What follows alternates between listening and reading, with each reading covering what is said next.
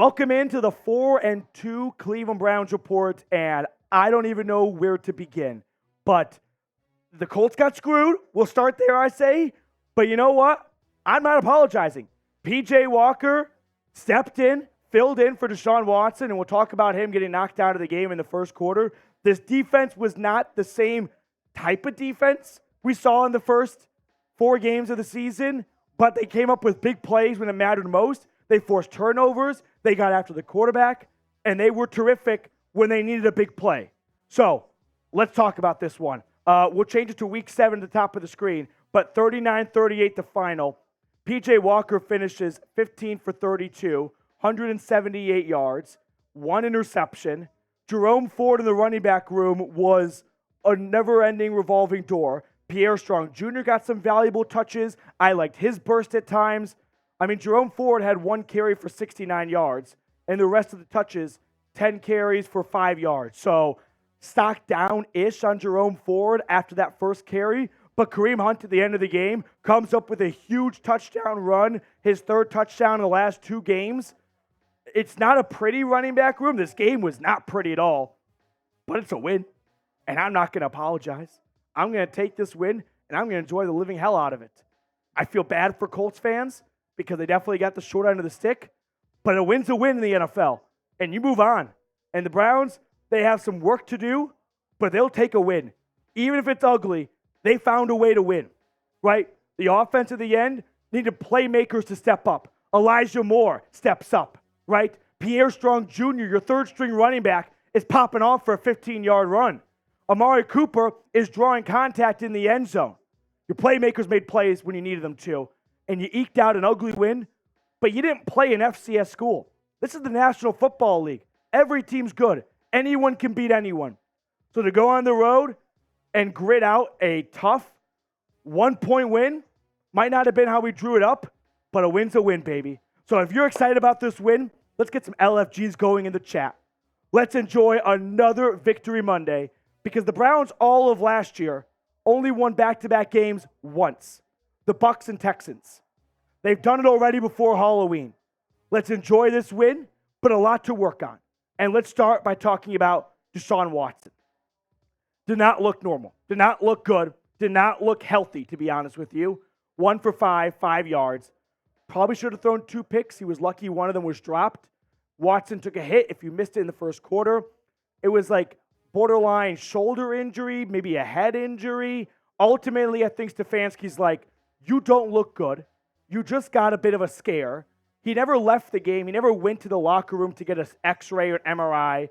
So I don't think it's a major injury. I don't think it's a big setback. I think the Browns sort of got a reminder of, or the Browns were told from the football gods, Watson's not ready. You need to go back to P.J. Walker. You brought him back too soon. So I don't know if we're going to see Deshaun Watson next week in Seattle, when we're going to see him, but he's clearly not ready. P.J. Walker, though. The guy's a heart attack. I don't know what else to say. 15 for 32, 178 yards. There's some good plays at times, and there's some head-scratching plays at times. But he's responsible in one way or another for the Browns winning the last 2 games. He drove them down the field twice in the fourth quarter, 2 straight games, to get him into scoring position. And this week, he got him down to the 1. He got a little help, right?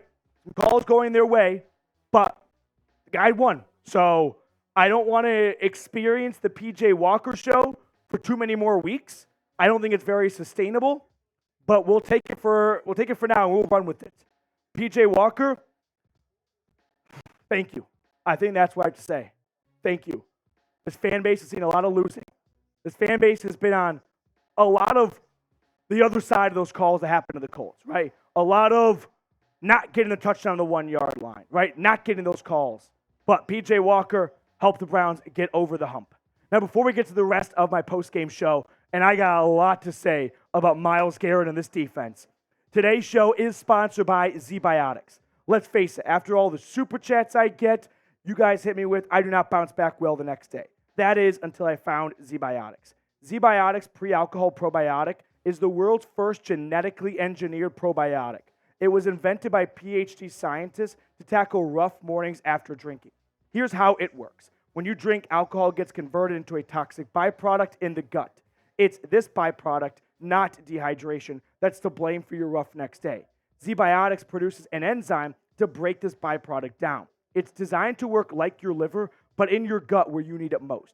Drink Zbiotics before drinking alcohol, drink responsibly, and get a good night's sleep to feel your best tomorrow. So, this Halloween, pair your candy and cocktails with Zbiotics to avoid a spooky next morning.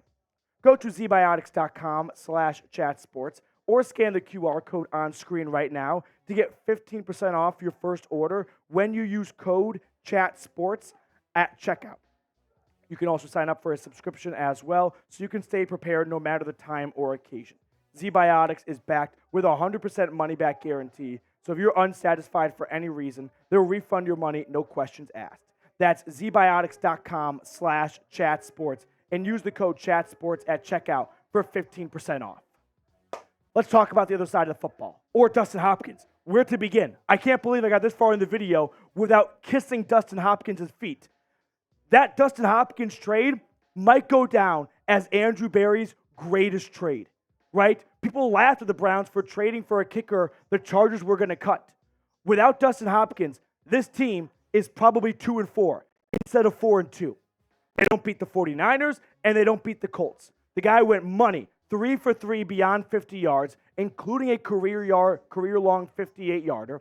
And I'll say it right now, the Browns got the better D-Hop. Honestly, Dustin Hopkins is a better D-Hop than DeAndre Hopkins this season. I didn't think the Browns were going to have a better D-Hop than DeAndre Hopkins back in July, but Dustin Hopkins, give him the keys to the city. God bless you. Now, this defense. I don't really know where to approach this conversation because on one hand, you gave up 38 points. The defense was bouncing off of tackles. Michael Pittman went through arm tackles from Greg Newsome and Martin Emerson. But on the other hand, Myles Garrett just put himself in the front for Defensive Player of the Year. He needed to have an outstanding game if the Browns' offense was going to be slow. Forced fumble after forced fumble, sack after sack, blocked field goal for crying out loud.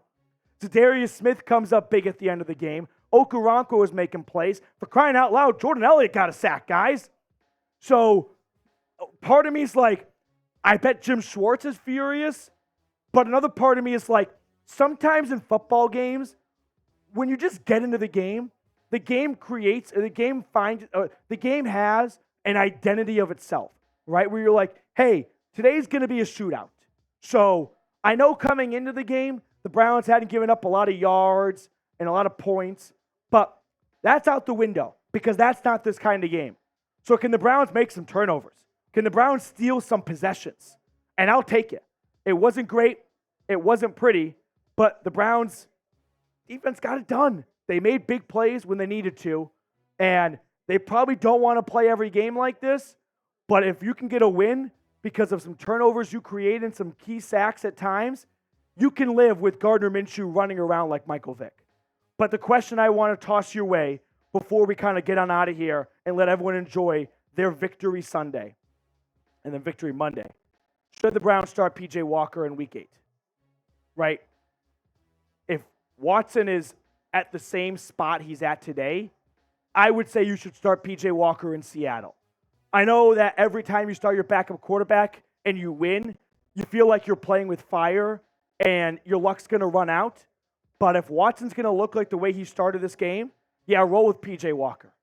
Like, I just don't think it's fair to the defense and the other players. Like, we got to really pick up the slack because our quarterback is far from 100%. But let me know what you think, yes or no. A lot to decompress after this game, but the Browns beat the Colts 39-38. That's the most important thing. Your Cleveland Browns are 4-2. They got a long season ahead of them still, but 4-2 right now, right up there with the Ravens at the top of the division. Vibes are high, baby. Vibes are high. I'll take it. I got to think about this more, and I'll come back with a more in-depth analysis video tomorrow after this game, but you're getting the raw emotion right now, baby. And the Browns, they're 4-2.